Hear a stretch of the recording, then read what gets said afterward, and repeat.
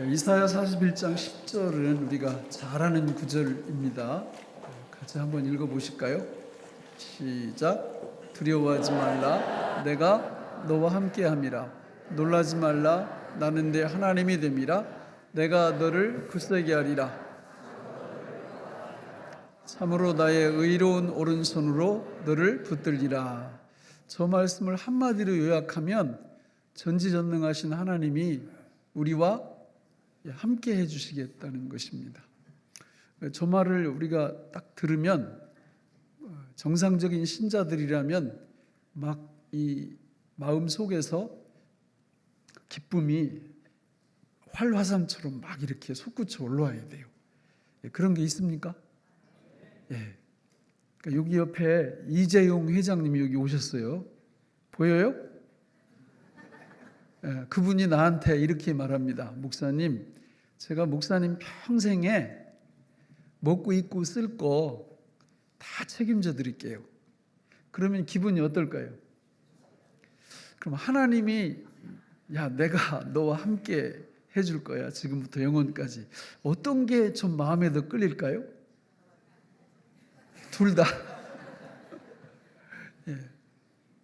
여러분, 하나님의 함께 하심은 참으로 놀라운 이야기고요.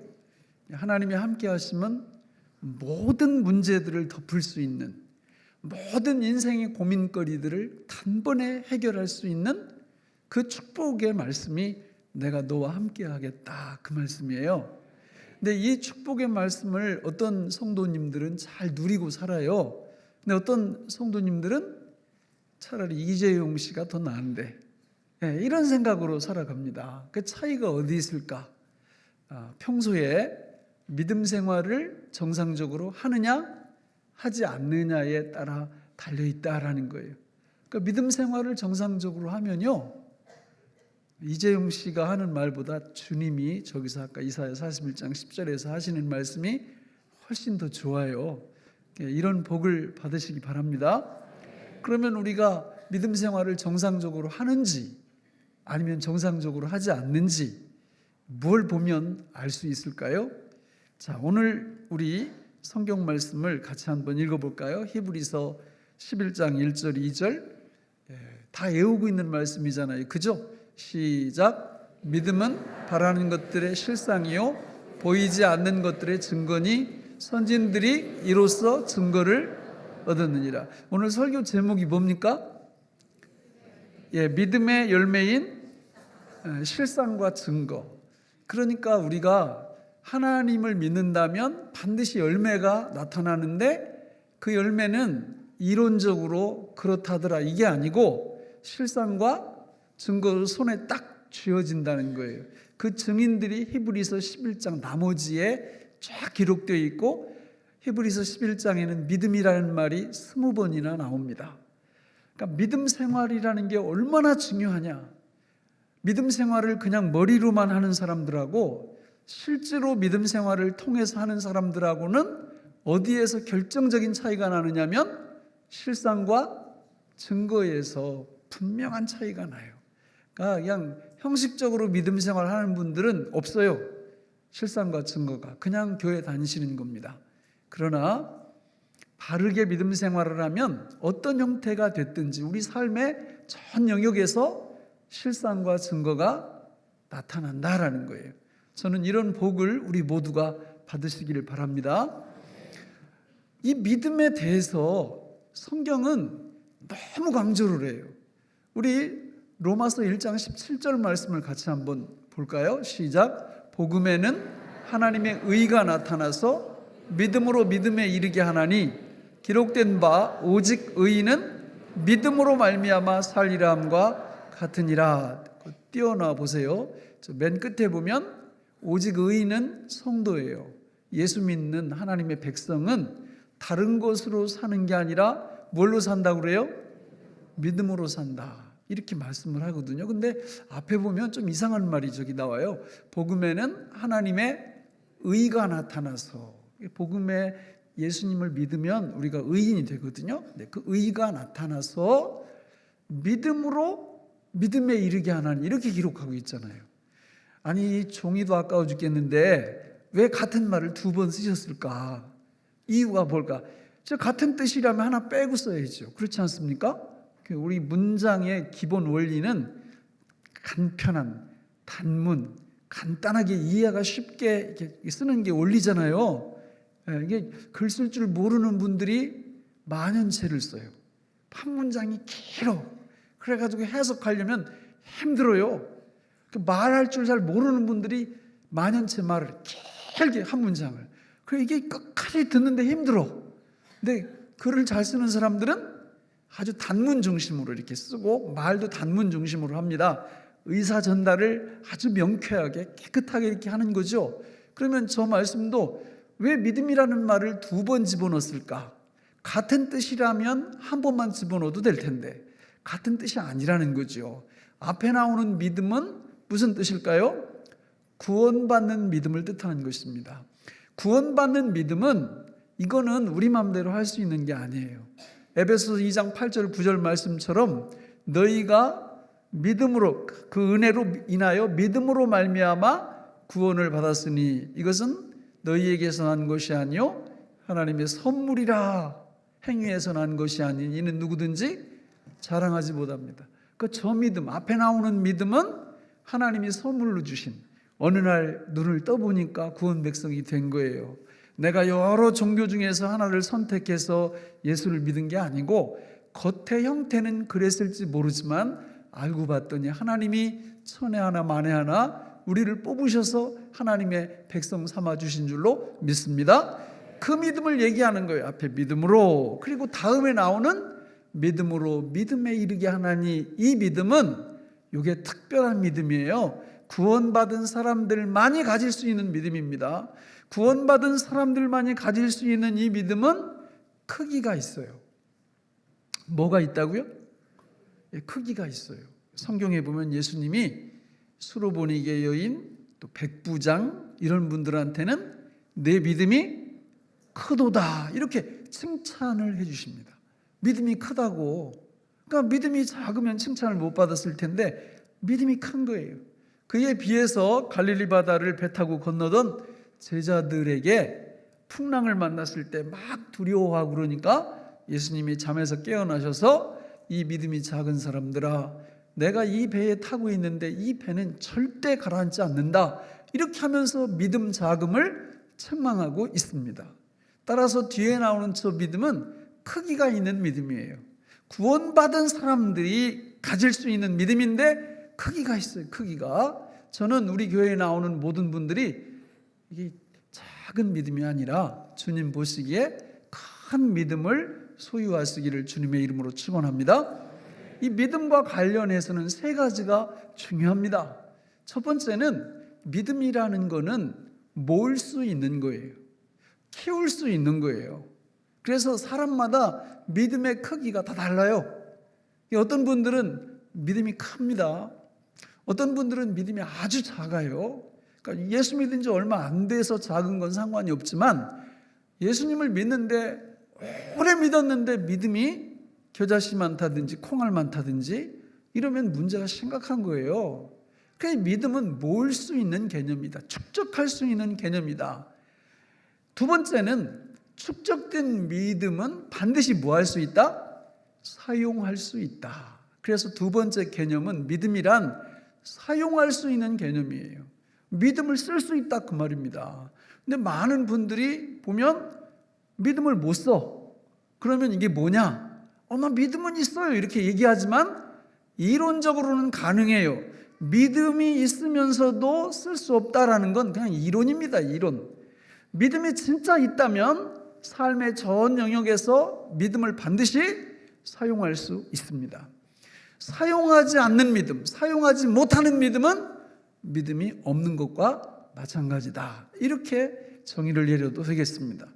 믿음과 관련된 세 번째 중요한 것은 믿음에는 반드시 역사가 일어난다라는 거예요. 오늘 설교 제목이 믿음의 열매인 실상과 증거 이렇게 했는데 이 실상과 증거가 믿음의 역사입니다. 그런데 요거는 우리 영역이 아니에요. 요 믿음의 역사를 일으키는 것은 하나님의 영역입니다. 하나님이 하시는 거예요. 그러니까 우리가 정신 바짝 차릴 건 앞에 두 가지죠. 믿음을 얼마만큼 잘 모으느냐, 그 모은 믿음, 축적된 믿음을 우리 삶 속에서 얼마만큼 잘 사용하느냐, 요게 우리의 관건이에요. 이 두 가지를 잘 하시면 하나님께서 믿음의 역사를 일으키셔서 우리한테 믿음의 열매인 뭘 주신다고요? 실상과 증거를 주신다라는 거예요. 여러분, 제가 99대 1 이런 비유를 자주 듭니다. 우리의 능력은요 1밖에 안 돼요. 하나님의 능력은 99입니다. 이 1은 결코 작은 개념이 아닙니다. 왜? 수많은 사람들이 일에 만족하며 살아가고 있기 때문에 그렇습니다. 예수 믿지 않는 분들은 100% 일 속에서 살아갑니다. 거기서 지지구복구하는 거예요. 뭐 열심히 공부해서 뭘 위대한 일을 이루고 그래봤자 일 안에서 하는 겁니다. 여러분, 하나님이 갖고 계신 99의 능력을 우리가 덧입고 그 능력을 나타내는 수단, 그 비결이 뭘까요? 믿음입니다. 하나님은 그 믿음을 보시고 당신의 능력을 덧입혀 주시기도 하시고 당신의 능력을 끊기도 하시는 겁니다. 그래서 성경에 오직 의인은 뭘로 산다? 믿음으로 산다, 이렇게 말씀하고 있는 거죠. 따라서 우리 모든 하나님의 백성들은 반드시 믿음을 많이 모아야 돼요. 믿음은 믿음 통장에 잔고가 항상 넘쳐나야 믿음을 쓰고 믿음을 사용할 수 있지, 이게 넘쳐나지 않으면 쓰고 싶어도 못 쓰는 거예요. 그렇지 않습니까? 아니 뭐 어디 가서 집이라도 하나 이렇게 살려고 그러면 은행 통장에 잔고가 그래도 몇 억은 있어야 이거 꺼내다가 집을 살 거 아니에요. 그런데 잔고 아무리 봐봤자 그냥 별로 있지도 않고 그러면 어떻게 집을 살 수가 있겠어요? 못 삽니다. 믿음도 똑같아요. 하나님 앞에서 우리가 믿음을 소유하고 축적하고 믿음의 잔고가 많이 있을 때 우리 삶의 모든 영역에서 이 믿음을 사용할 수 있고, 그 믿음을 사용할 때 하나님이 믿음의 역사를 일으켜 주시는 겁니다. 이런 복을 받고 살아가시길 바랍니다. 자, 그러면 어떻게 우리가 이 믿음을 모을 수 있을까? 믿음을 축적하고 믿음 통장에 이 잔고를 더 크게 만들 수 있을까? 자, 그것은 로마서 10장 17절에서 우리한테 답을 줘요. 같이 읽어볼까요? 시작. 그러므로, 자, 믿음은 어디서 난다고요? 들음에서 납니다. 근데 그 들음은 어디서 온다고요? 그리스도의 말씀. 그러니까 말씀을 들어야 믿음 잔고가 커집니다. 말씀을 안 들으면 용 빼는 재주가 없어요. 말씀을 부지런히 들으셔야 돼요. 듣는 방법은 여러 가지가 있습니다. 집에서 혼자 성경을 읽는 방법도 듣는 거예요. 그래서 성경을 부지런히 읽으셔야 돼요. 부지런히. 그때 뭐가 생겨요? 믿음이 생겨요. 그 믿음이 축적이 됩니다.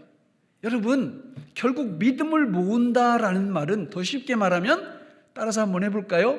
말씀을 모은다. 같은 말이에요. 믿음을 모은다라는 건 다른 얘기가 아니라 말씀을 모은다, 그런 뜻이에요. 여러분, 창세기가 무슨 뜻인지 아셔야 됩니다.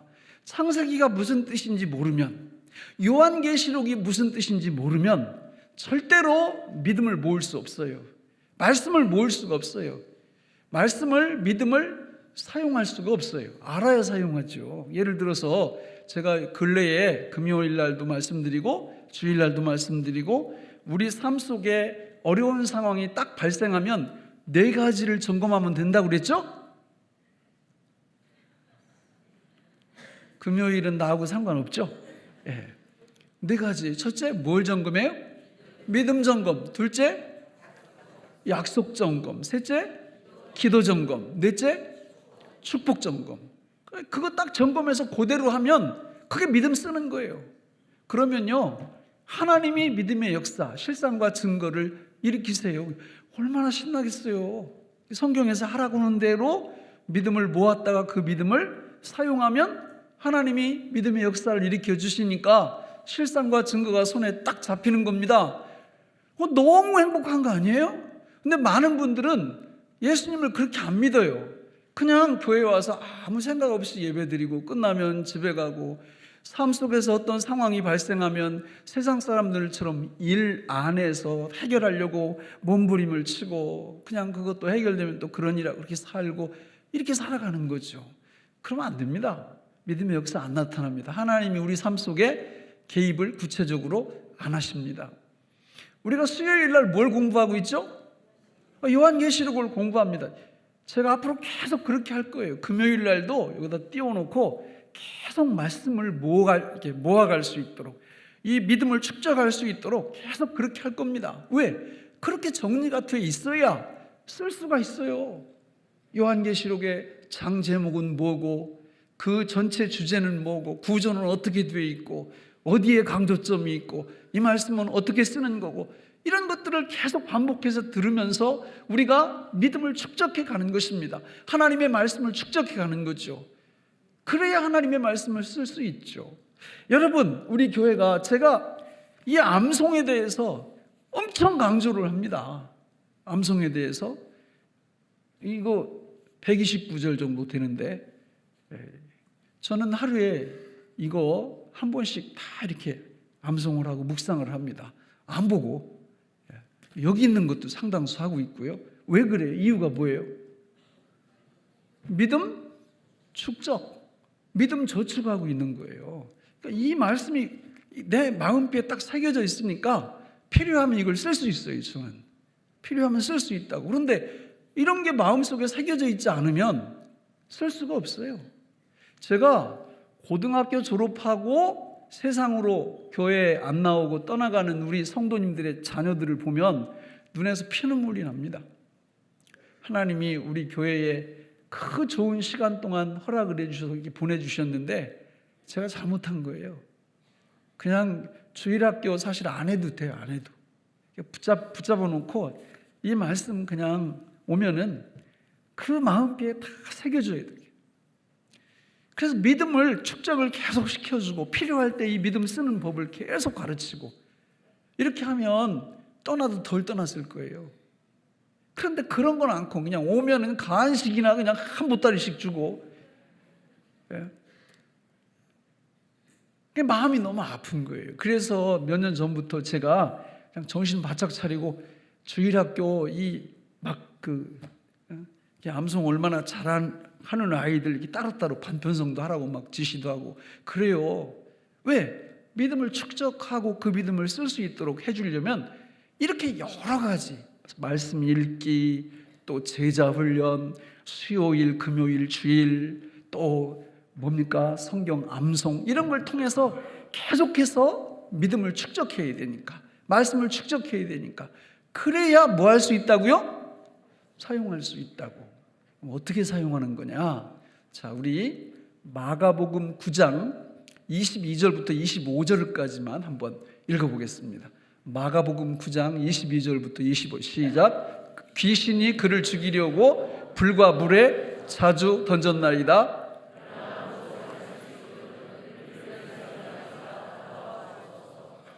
예수께서 이르시되 할 수 있거든이 무슨 말이냐? 믿는 자에게는 능히 하지 못할 일이 없느니라 하시니 곧 그 아이의 아버지가 소리를 질러 이르되 내가 믿나이다.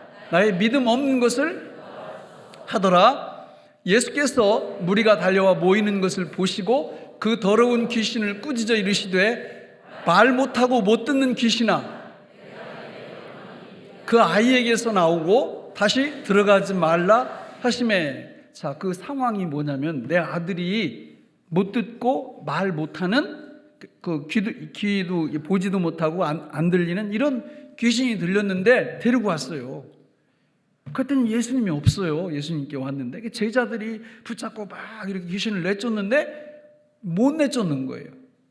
그때 예수님이 오신 겁니다. 그때 이 아버지가 예수님한테 뭐라고 얘기를 하느냐면, 제자들은 못 쫓아내는데 혹시 예수님이 쫓아낼 수 있으시면 쫓아내 주세요. 그랬더니 유명한 23절 할 수 있거든이 무슨 말이냐? 믿는 자에게는 능히 하지 못할 일이 없느니라. 이렇게 말씀을 하시니까 그 아버지가 24절에서 주여 내가 믿나이다. 내 믿음 없는 것을 도와주시고 내 아들을 고쳐주세요.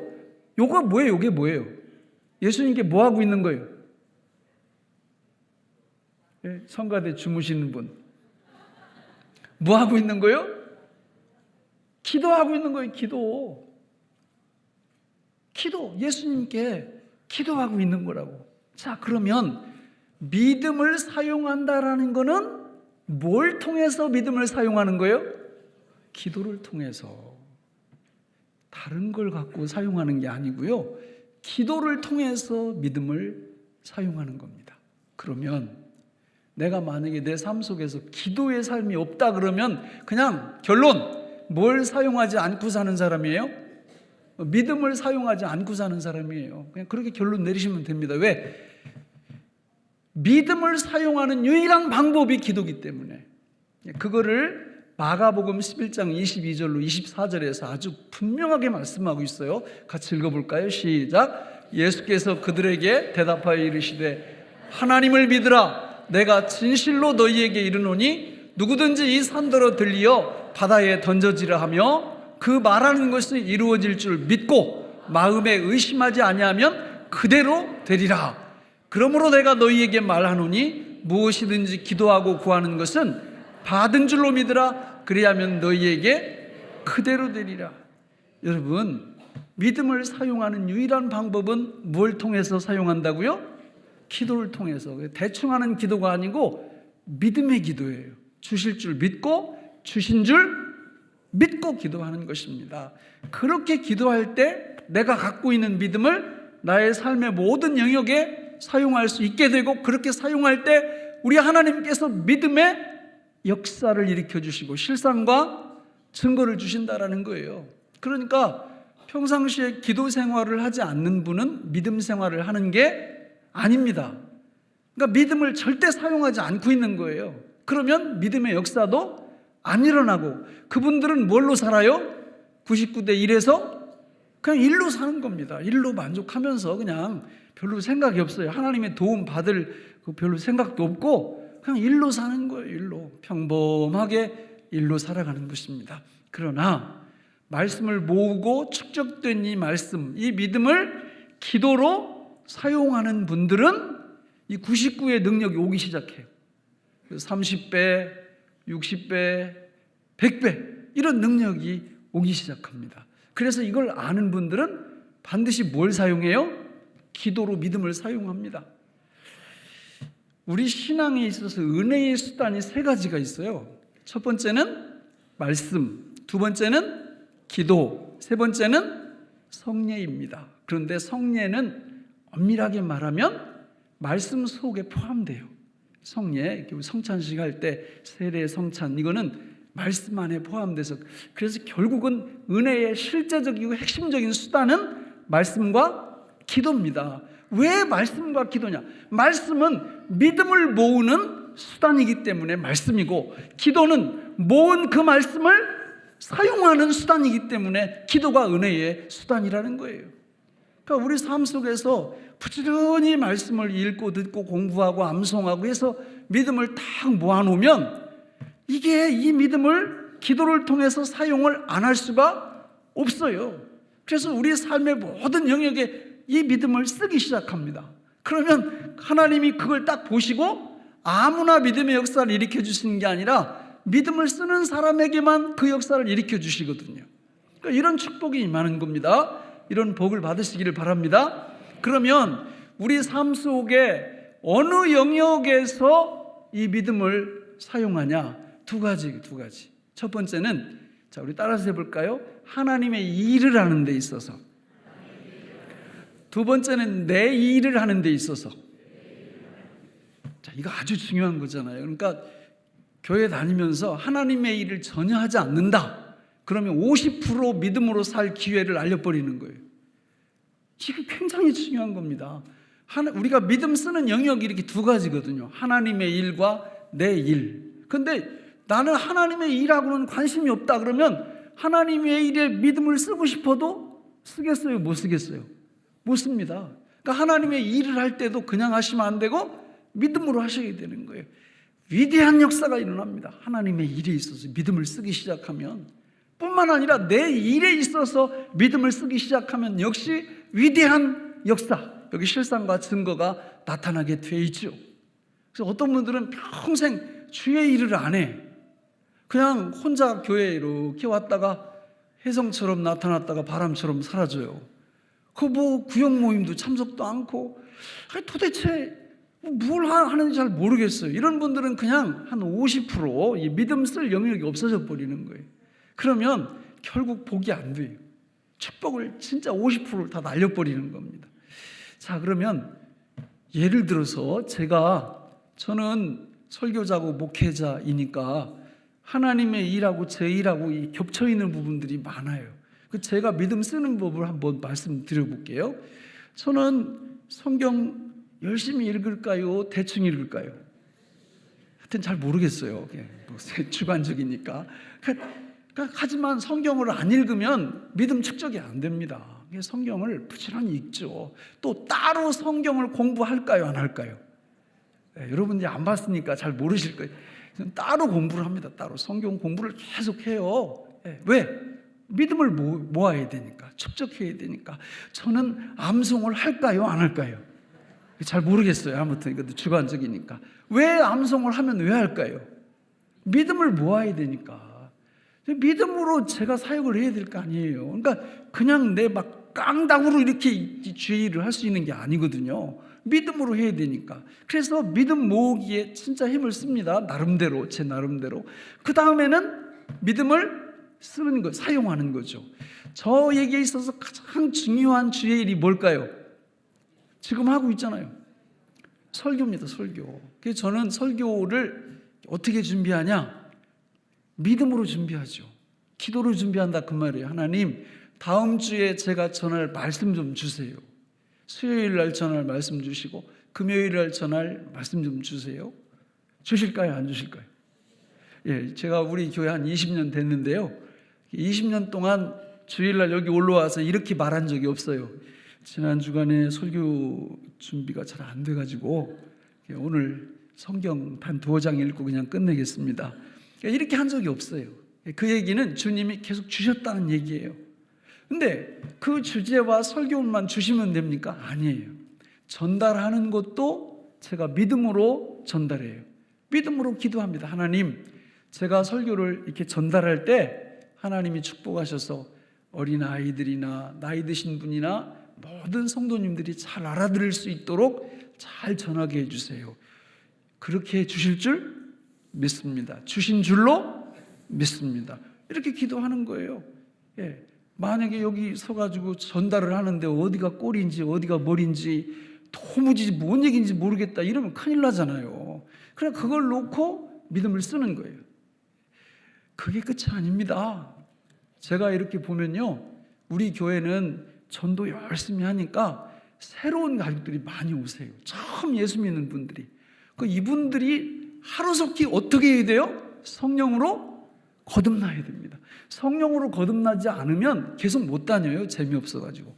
그러나 성령으로 거듭나기만 하면 여기 오는 게 너무 재밌는 거예요. 그래서 하나님, 이 말씀을 들었을 때 듣는 분들이 성령으로 거듭나게 하시고 성령으로 거듭난 분들은 은혜 받게 하시고 이렇게 기도하면서 그렇게 하실 줄 믿습니다. 그렇게 하신 줄로 믿습니다. 이렇게 믿음을 쓰는 거예요. 사용하는 거예요. 근데 설교를 아무리 잘해도 들을 사람이 없으면 됩니까? 안 됩니까? 잘 모르세요? 네. 아니 제가 정말 열심히 준비했는데 한 분도 없어. 그러면 안 되잖아요. 여기 계속 이렇게 차고 넘치려면 어떻게 해야 됩니까? 전도를 열심히 해야 되고 그리고 매주일 새로운 가족들이 등록을 해야죠. 그래서 그런 걸 놓고 믿음을 써요, 제가. 그래서 늘 하나님, 이번 주간에, 이번 주일날에도 귀한 영혼들이 우리 교회에 등록하실 줄 믿습니다. 등록하신 줄로 믿습니다. 쉬울 것 같죠? 믿음 쓰는데 쉬운 게 아니에요. 출애굽기 17장에 보면 아말렉이 이렇게 모세가 출애굽해가지고 쫙 오는데 아말렉이라는 족속이 가로막고 전쟁을 벌입니다. 그때 모세가 산 위에 올라가서 손을 들고 기도하면 누가 이겨요? 이스라엘이 이기고 손이 내려오면 아말렉이 이기는 거예요. 그러자 아론과 훌이 그 손 내려오지 않도록 이거 도와주잖아요, 옆에서. 그래서 그 전쟁에서 승리합니다. 여러분, 믿음을 행사한다는 것은 사단이 얼마나 막아서는지 몰라요. 오늘 새 가족이 있을 줄로 믿습니다. 보내주신 줄로 믿습니다. 그런데 등록 하나도 안 하면 어떻게 돼요? 제 믿음에 문제가 있는 거죠. 그렇잖아요? 제 믿음에 문제가 있는 거예요. 여러분들도 그런 기도를 하셔야 돼요. 근데 하나님은 거의 실망시키지 않아요. 제 믿음에 대해서. 제가 우리 그 동료 목회자들하고 이렇게 얘기할 때 이런 얘기를 자주 해요. 그런 거 믿음을 쓰냐, 믿음을 사용하냐. 근데 사용하는 사람이 많지 않아요. 사실 두렵잖아요. 기도했는데 안 와봐. 그렇잖아요? 여러분, 우리 교회가 너무 지금 앉을 자리, 보조의자 놓고 지금 그렇잖아요. 예배를 3번 드리고 이러는데도. 그 넓은 공간이 진짜 필요합니다. 또 주차장도 주차 안내하는 분들이 매주일 그냥 전쟁이에요, 전쟁. 막 다툼, 갈등이 일어나고. 그래서 한 1000대 정도 좀 이렇게 주차할 수 있는 이런 곳 위에서 제가 어떻게 할까요? 기도하죠. 믿음 쓰고 있어요. 근데 응답이 지금 되고 있어요? 안 되고 있어요? 안 되고 있어요, 아직. 그 무슨 뜻이에요? 내 믿음이 아직 안 되는 거예요, 이게. 그러니까 혹시 여러분들 중에 믿음 쓰고 남은 분 있으면 중요합니다. 중보 기도의 놀라운 축복은 내 믿음이 여분이 있을 때 내 아들을 위해서, 자녀들을 위해서 쓸 수 있다, 그 말이거든요. 여러분은 어떻게 믿음을 모으고 계십니까? 여러분은 어떻게 믿음을 사용하고 계십니까? 믿음을 사용한 그 결과 믿음의 역사가 여러분의 삶의 모든 영역에서 지금 일어나고 있습니까? 몸에 질병이 찾아왔나요? 그럼 믿음 쓰고 계십니까? 여러분 사업을 하시면서 여러분의 믿음을 사용하고 계십니까? 직장 생활하면서 우리 자녀들 미래, 결혼, 취업 이런 걸 놓고 여러분 믿음을 쓰고 계십니까? 사용하고 계십니까? 공부하는 학생들이 있다면 공부하는 과정 속에서 하나님의 능력, 하나님의 믿음을 사용하고 계시나요? 그걸 사용해야죠. 사용하지 않고 있다면 큰 손실을 지금 보고 있는 겁니다. 믿음 생활을 하고 있는 게 아니에요. 그러니까 아무 일도 안 일어나죠. 실상과 증거가 손에 잡히지 않는 거죠. 말씀을 맺겠습니다. 예수님이 이런 말씀을 하셨어요. 먼저 된 자가 나중되고 나중된 자가 먼저 될 자가 많으니라. 이게 무슨 뜻이에요? 예수님을 20년, 30년 믿었어도 믿음으로 살지 않으면요, 믿음으로 사는, 믿음 축적하고 믿음 사용할 줄 아는 요 단순한 요걸 하는 사람, 1년 믿은 사람만 또 못하다 그 얘기예요. 그러니까 확 뒤집어버리는 겁니다. 늦게 시작했지만 확 초월해서 나가버리는 거죠. 또 예수님이 이런 말씀도 하셨어요. 있는 자는 더 받아 누릴 것이고 없는 자는 있는 것까지 빼앗기리라. 이거 똑같은 말씀이에요. 믿음을 축적하고 믿음을 사용하는 사람은 있는 자예요.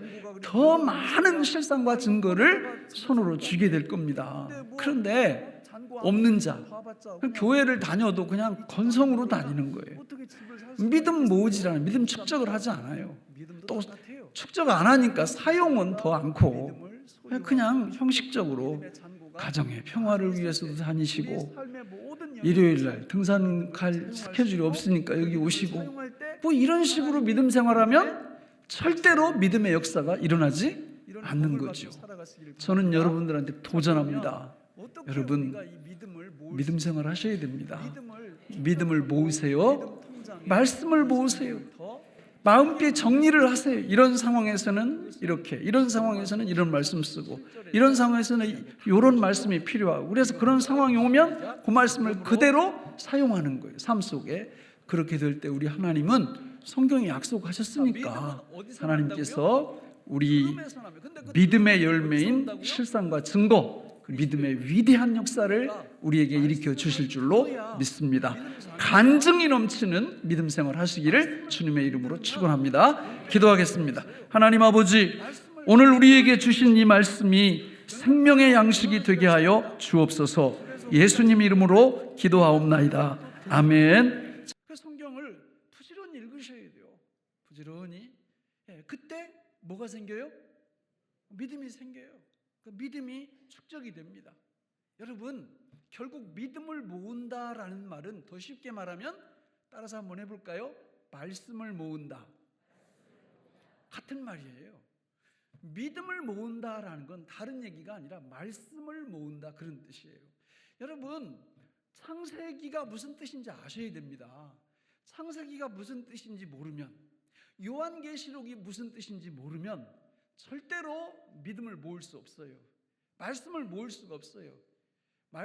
믿음을 사용할 수가 없어요. 알아야 사용하죠. 예를 들어서 제가 근래에 금요일 날도 말씀드리고 주일 날도 말씀드리고, 우리 삶 속에 어려운 상황이 딱 발생하면 4가지를 점검하면 된다고 그랬죠?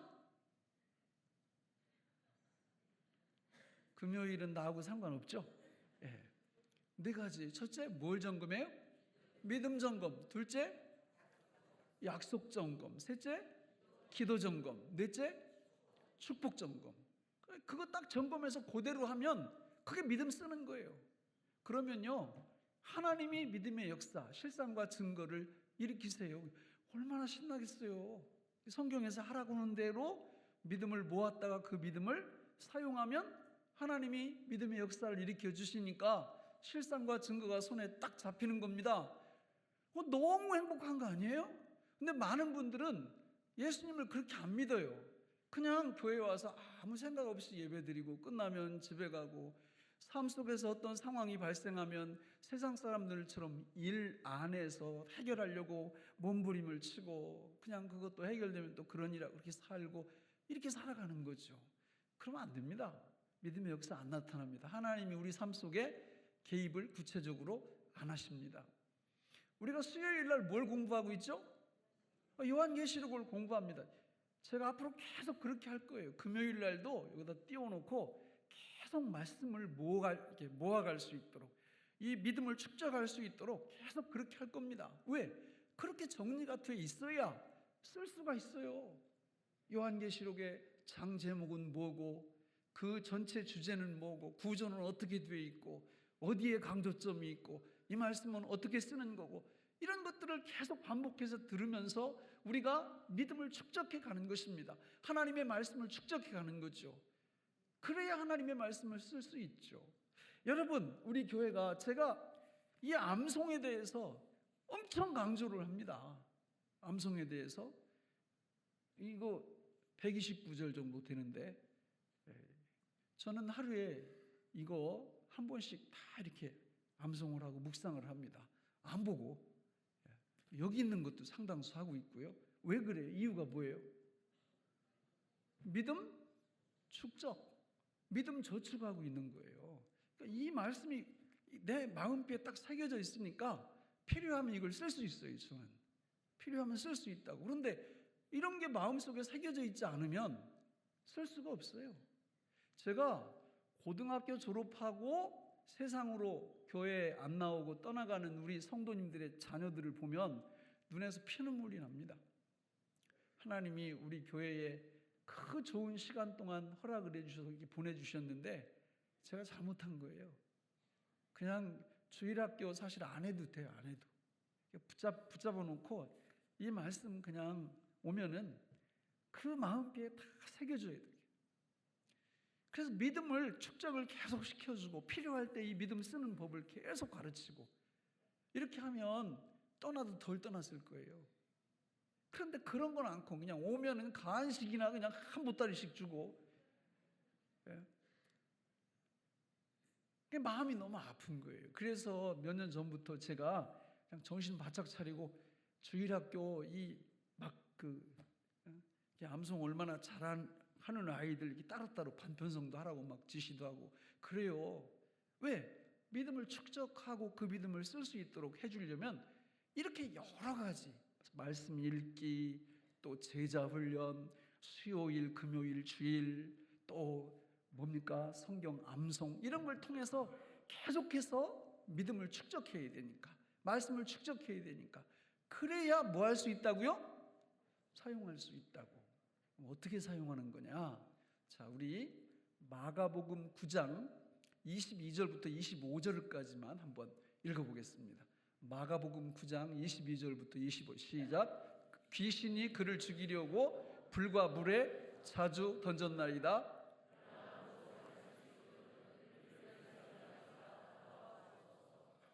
예수께서 이르시되 할 수 있거든이 무슨 말이냐? 믿는 자에게는 능히 하지 못할 일이 없느니라 하시니 곧 그 아이의 아버지가 소리를 질러 이르되 내가 믿나이다. 나의 믿음 없는 것을 하더라. 예수께서 무리가 달려와 모이는 것을 보시고 그 더러운 귀신을 꾸짖어 이르시되 말 못하고 못 듣는 귀신아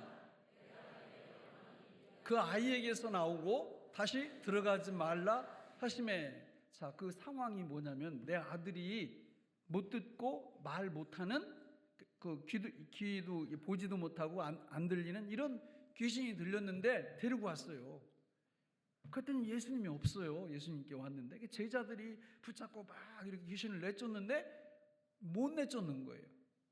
그때 예수님이 오신 겁니다. 그때 이 아버지가 예수님한테 뭐라고 얘기를 하느냐면 제자들은 못 쫓아내는데 혹시 예수님이 쫓아낼 수 있으시면 쫓아내 주세요. 그랬더니 유명한 23절 할 수 있거든이 무슨 말이냐? 믿는 자에게는 능히 하지 못할 일이 없느니라 이렇게 말씀을 하시니까 그 아버지가 24절에서 주여 내가 믿나이다. 내 믿음 없는 것을 도와주시고 내 아들을 고쳐주세요.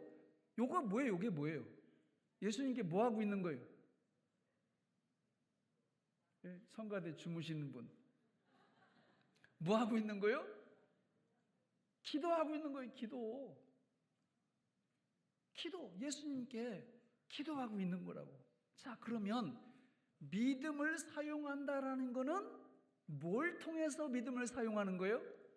기도를 통해서. 다른 걸 갖고 사용하는 게 아니고요. 기도를 통해서 믿음을 사용하는 겁니다. 그러면 내가 만약에 내 삶 속에서 기도의 삶이 없다 그러면 그냥 결론 뭘 사용하지 않고 사는 사람이에요? 믿음을 사용하지 않고 사는 사람이에요. 그냥 그렇게 결론 내리시면 됩니다. 왜? 믿음을 사용하는 유일한 방법이 기도이기 때문에. 그거를 마가복음 11장 22절로 24절에서 아주 분명하게 말씀하고 있어요. 같이 읽어볼까요? 시작. 예수께서 그들에게 대답하여 이르시되 하나님을 믿으라. 내가 진실로 너희에게 이르노니 누구든지 이 산더러 들리어 바다에 던져지라 하며 그 말하는 것이 이루어질 줄 믿고 마음에 의심하지 아니하면 그대로 되리라. 그러므로 내가 너희에게 말하노니 무엇이든지 기도하고 구하는 것은 받은 줄로 믿으라. 그리하면 너희에게 그대로 되리라. 여러분, 믿음을 사용하는 유일한 방법은 뭘 통해서 사용한다고요? 기도를 통해서. 대충 하는 기도가 아니고 믿음의 기도예요. 주실 줄 믿고 주신 줄 믿고 기도하는 것입니다. 그렇게 기도할 때 내가 갖고 있는 믿음을 나의 삶의 모든 영역에 사용할 수 있게 되고 그렇게 사용할 때 우리 하나님께서 믿음의 역사를 일으켜 주시고 실상과 증거를 주신다라는 거예요. 그러니까 평상시에 기도 생활을 하지 않는 분은 믿음 생활을 하는 게 아닙니다. 그러니까 믿음을 절대 사용하지 않고 있는 거예요. 그러면 믿음의 역사도 안 일어나고 그분들은 뭘로 살아요? 99대 1에서 그냥 일로 사는 겁니다. 일로 만족하면서 그냥 별로 생각이 없어요. 하나님의 도움 받을 별로 생각도 없고 그냥 일로 사는 거예요. 일로 평범하게 일로 살아가는 것입니다. 그러나 말씀을 모으고 축적된 이 말씀, 이 믿음을 기도로 사용하는 분들은 이 99의 능력이 오기 시작해요. 30배, 60배, 100배 이런 능력이 오기 시작합니다. 그래서 이걸 아는 분들은 반드시 뭘 사용해요? 기도로 믿음을 사용합니다. 우리 신앙에 있어서 은혜의 수단이 세 가지가 있어요. 첫 번째는 말씀, 두 번째는 기도, 세 번째는 성례입니다. 그런데 성례는 엄밀하게 말하면 말씀 속에 포함돼요. 성례, 성찬식 할 때 세례, 성찬 이거는 말씀 안에 포함돼서 그래서 결국은 은혜의 실제적이고 핵심적인 수단은 말씀과 기도입니다. 왜 말씀과 기도냐? 말씀은 믿음을 모으는 수단이기 때문에 말씀이고, 기도는 모은 그 말씀을 사용하는 수단이기 때문에 기도가 은혜의 수단이라는 거예요. 그러니까 우리 삶 속에서 부지런히 말씀을 읽고 듣고 공부하고 암송하고 해서 믿음을 딱 모아놓으면 이게 이 믿음을 기도를 통해서 사용을 안 할 수가 없어요. 그래서 우리 삶의 모든 영역에 이 믿음을 쓰기 시작합니다. 그러면 하나님이 그걸 딱 보시고 아무나 믿음의 역사를 일으켜 주시는 게 아니라 믿음을 쓰는 사람에게만 그 역사를 일으켜 주시거든요. 그러니까 이런 축복이 임하는 겁니다. 이런 복을 받으시기를 바랍니다. 그러면 우리 삶 속에 어느 영역에서 이 믿음을 사용하냐? 두 가지. 첫 번째는, 자, 우리 따라서 해볼까요? 하나님의 일을 하는 데 있어서. 두 번째는 내 일을 하는 데 있어서. 자, 이거 아주 중요한 거잖아요. 그러니까 교회 다니면서 하나님의 일을 전혀 하지 않는다, 그러면 50% 믿음으로 살 기회를 날려버리는 거예요.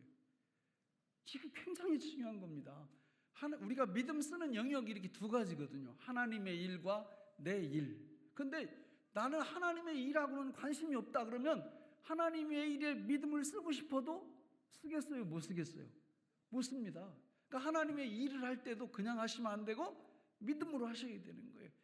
위대한 역사가 일어납니다. 하나님의 일에 있어서 믿음을 쓰기 시작하면, 뿐만 아니라 내 일에 있어서 믿음을 쓰기 시작하면 역시 위대한 역사, 여기 실상과 증거가 나타나게 돼 있죠.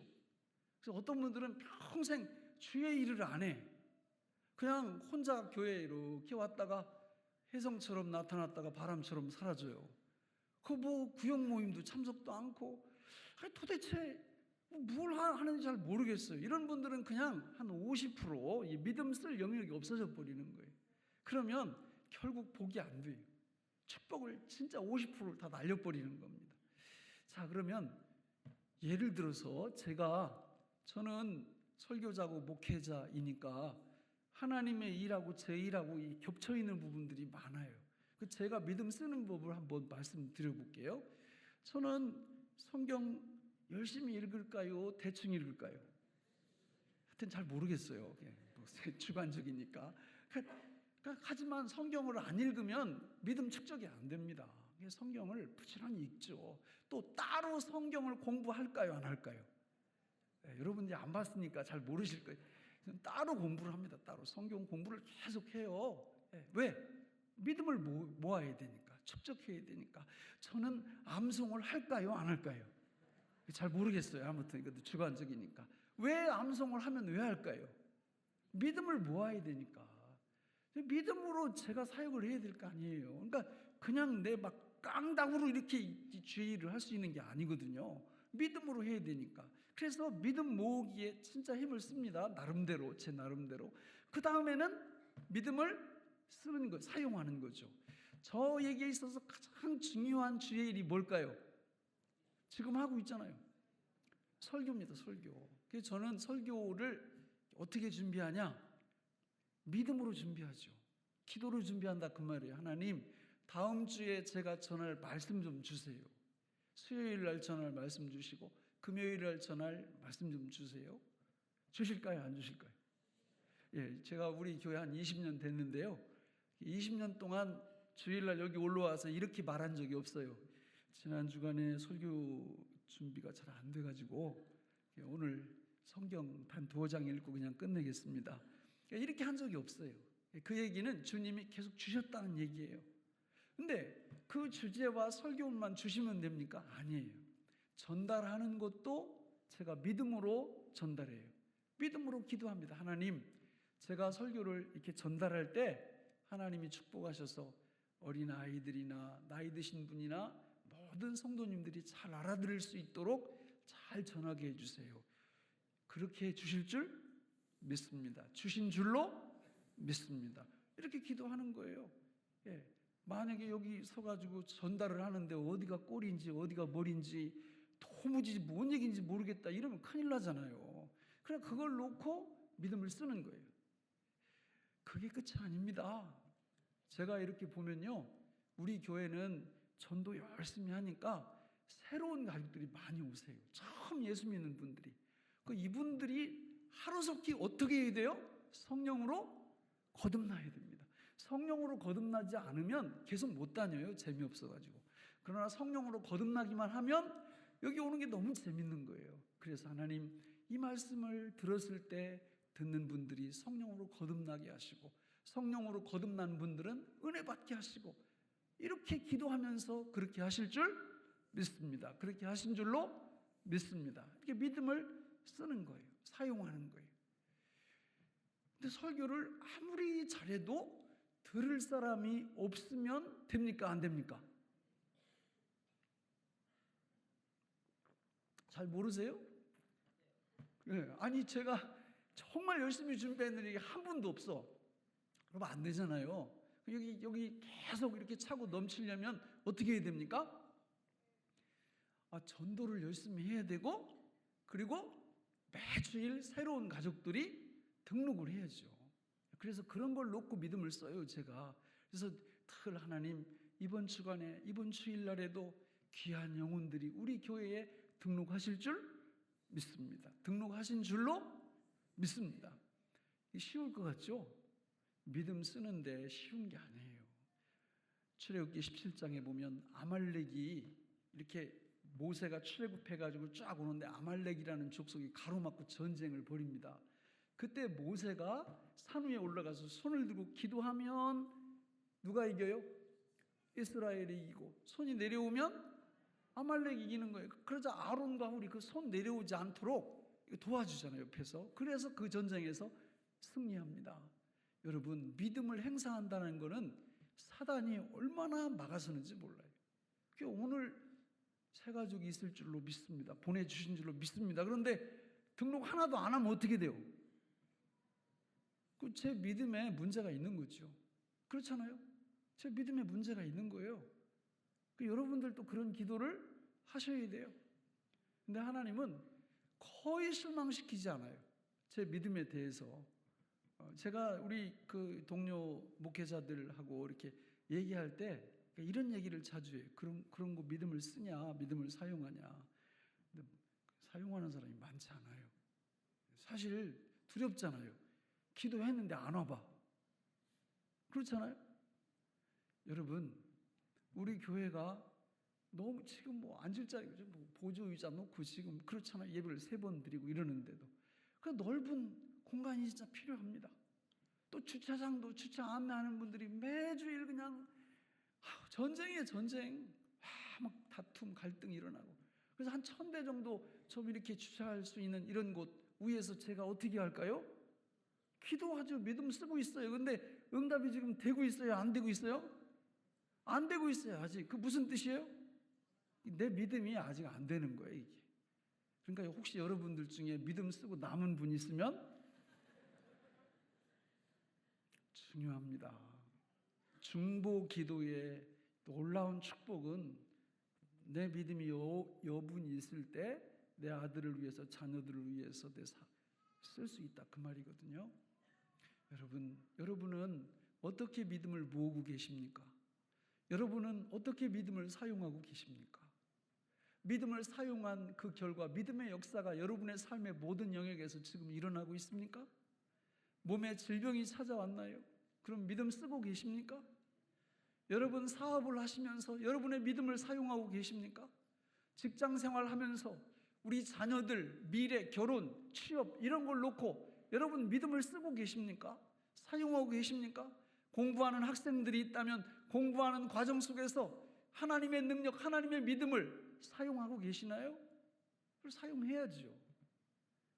사용하지 않고 있다면 큰 손실을 지금 보고 있는 겁니다. 믿음 생활을 하고 있는 게 아니에요. 그러니까 아무 일도 안 일어나죠. 실상과 증거가 손에 잡히지 않는 거죠. 말씀을 맺겠습니다. 예수님이 이런 말씀을 하셨어요. 먼저 된 자가 나중되고 나중된 자가 먼저 될 자가 많으니라. 이게 무슨 뜻이에요? 예수님을 20년, 30년 믿었어도 믿음으로 살지 않으면요, 믿음으로 사는, 믿음 축적하고 믿음 사용할 줄 아는 요 단순한 요걸 하는 사람, 1년 믿은 사람만 또 못하다, 그 얘기예요. 그러니까 확 뒤집어버리는 겁니다. 늦게 시작했지만 확 초월해서 나가버리는 거죠. 또 예수님이 이런 말씀도 하셨어요. 있는 자는 더 받아 누릴 것이고 없는 자는 있는 것까지 빼앗기리라. 이거 똑같은 말씀이에요. 믿음을 축적하고 믿음을 사용하는 사람은 있는 자예요. 더 많은 실상과 증거를 손으로 쥐게 될 겁니다. 그런데 없는 자, 교회를 다녀도 그냥 건성으로 다니는 거예요. 믿음 모으지 않아요. 믿음 축적을 하지 않아요. 또 축적 안 하니까 사용은 더 않고 그냥 형식적으로 가정의 평화를 위해서도 다니시고, 일요일날 등산 갈 스케줄이 없으니까 여기 오시고, 뭐 이런 식으로 믿음 생활하면 절대로 믿음의 역사가 일어나지 않는 거죠. 저는 여러분들한테 도전합니다. 여러분 믿음 생활 하셔야 됩니다. 믿음을 모으세요. 말씀을 모으세요. 마음께 정리를 하세요. 이런 상황에서는 이렇게, 이런 상황에서는 이런 말씀 쓰고, 이런 상황에서는 이런 말씀이 필요하고, 그래서 그런 상황이 오면 그 말씀을 그대로 사용하는 거예요. 삶 속에. 그렇게 될 때 우리 하나님은 성경에 약속하셨으니까 하나님께서 우리 믿음의 열매인 실상과 증거, 믿음의 위대한 역사를 우리에게 일으켜 주실 줄로 믿습니다. 간증이 넘치는 믿음 생활 하시기를 주님의 이름으로 축원합니다. 기도하겠습니다. 하나님 아버지, 오늘 우리에게 주신 이 말씀이 생명의 양식이 되게 하여 주옵소서.